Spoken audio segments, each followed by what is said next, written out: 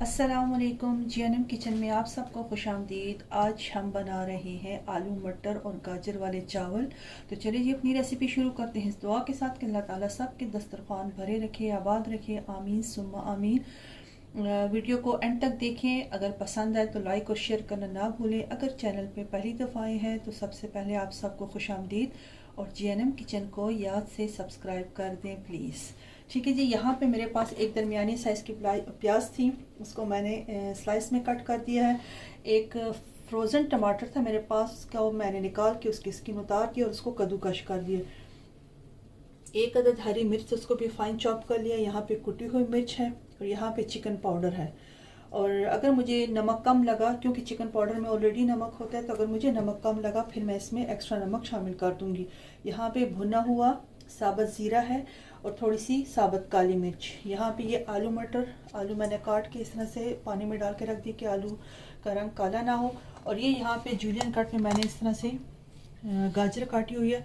अच्छा, अगर आपके पास टाइम हो तो आप इसको पहले जिस तरह हम अफ़गानी पुलाव के लिए गाजर को स्टीम करते हैं उस तरह से भी कर सकते हैं, लेकिन मेरे पास यहाँ पे टाइम नहीं था क्योंकि ऑलरेडी डिनर का टाइम है, तो इसलिए मैंने इसको सिर्फ गर्म पानी में इसको डाल के इसको कवर करके रख दिया था। फिर मैंने इसका पानी निकाल दिया। ठीक है जी। यहाँ पे ये मेरे पास 2 कप चावल है, बासमती चावल है। इनको मैंने पानी में भिगो के रखा हुआ है। तो चलिए जी अपनी कुकिंग शुरू करते हैं। कुकिंग ऑयल मैंने ऑलरेडी गर्म होने के लिए रखा हुआ है।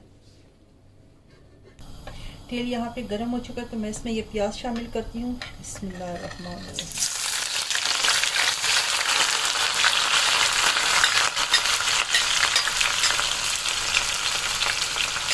तो फ्रोजन टमाटर था तो इसका सारा जो जूसेस है वो निकल के प्याज में शामिल हो गए।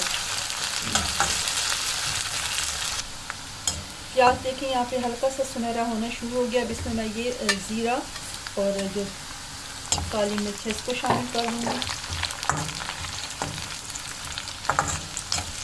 और साथ ही मैं आलू और मटर शामिल कर दूँगी।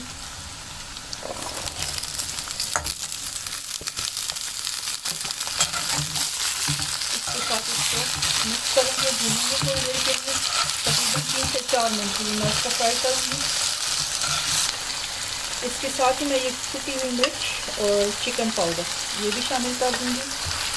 इसको भी साथ भूनेंगे।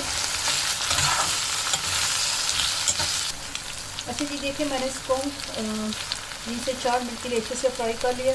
अब ये टमाटर और हरी मिर्च जो है तो इसको भी शामिल कर देते हैं।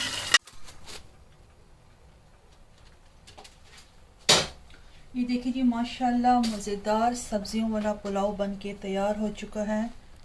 ये देखिए जी माशाल्लाह बहुत ही मज़ेदार ये बन के तैयार होता है। तब ये ऐसा होता है ना कि सालन नहीं बनाया या सालन बनाना है, देर हो गई, फटाफट इस तरह मसाला भून के चावल बनाए तो ये बहुत ही मज़े के बनते हैं। अच्छा, मैं इसको डिश आउट करके भी दिखाती हूँ। वैसे तो मैंने इसको इसी कढ़ाई में इसी तरह सर्व करना था, लेकिन आपको दिखाने के लिए इसको मैं प्लेट में डाल के सर्व करूँगी। अच्छा जी, ये देखिए माशाल्लाह से पुलाव की फ़ाइनल लुक। ये बहुत ही मज़ेदार बन के तैयार होता है। आप ज़रूर इस रेसिपी को ट्राई करें।